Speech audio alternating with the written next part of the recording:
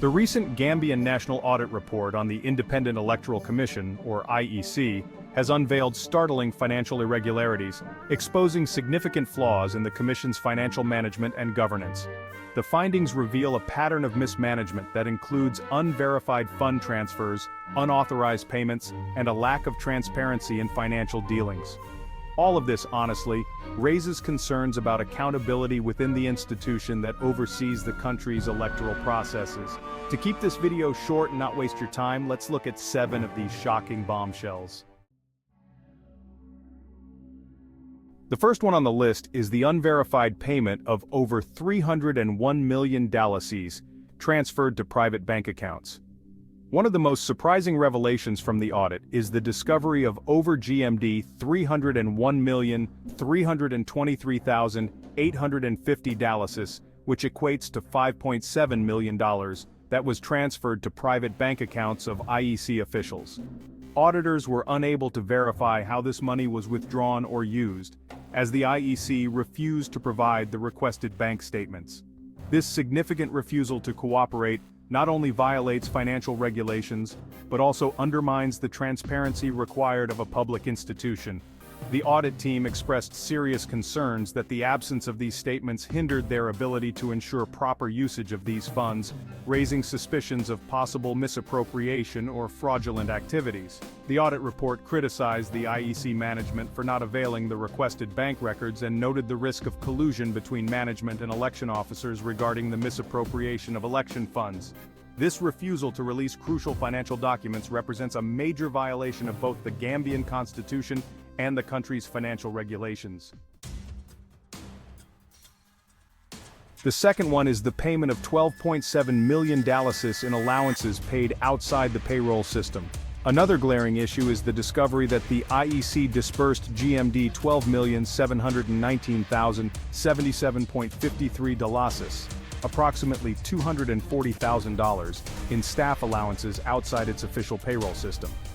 Over a 3-year period, from 2020 to 2023, the IEC bypassed standard payroll procedures to issue these payments through direct cash withdrawals from bank accounts. This method of handling staff allowances violates the Commission's own accounting procedure manual and creates significant risks for fraud and financial abuse. The auditors strongly recommended that future allowances be processed through the payroll system to maintain accountability and reduce the chances of fraudulent activities. IEC management acknowledged the issue and committed to addressing this problem in future electoral cycles. The third one is the sum of over $1 million in election funds unreturned by returning officers. The audit report also uncovered that several IEC returning officers failed to return over GMD $1 million, approximately $18,000, in unused election funds. These funds, which were intended for election-related activities, should have been accounted for and returned to the IEC after elections. The failure to return these funds, coupled with weak internal controls, raises questions about the Commission's ability to track and manage financial resources during elections. This situation underscores a lack of proper oversight and accountability, which may have allowed public funds to be misused. Auditors recommended that the IEC establish more robust systems to ensure that unused election funds are returned and properly documented. Further exacerbating the financial mismanagement at the IEC, the audit revealed that the Commission had $7,935,603 and 55 bututs in unretired funds. This means that nearly $8 million allocated for specific election-related activities were not properly accounted for or returned.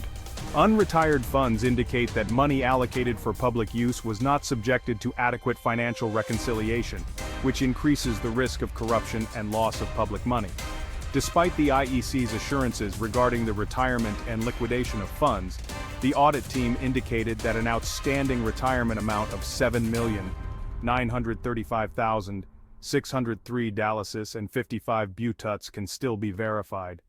They recommended that the Commission take immediate steps to recover the unretired amounts from these individuals.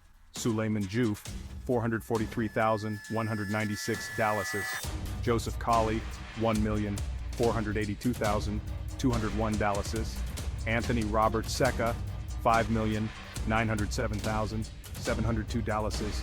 Amadou Tal, $2,281,418. Essa Balde, $179,480. Isatu Jallo Endure, $18,589.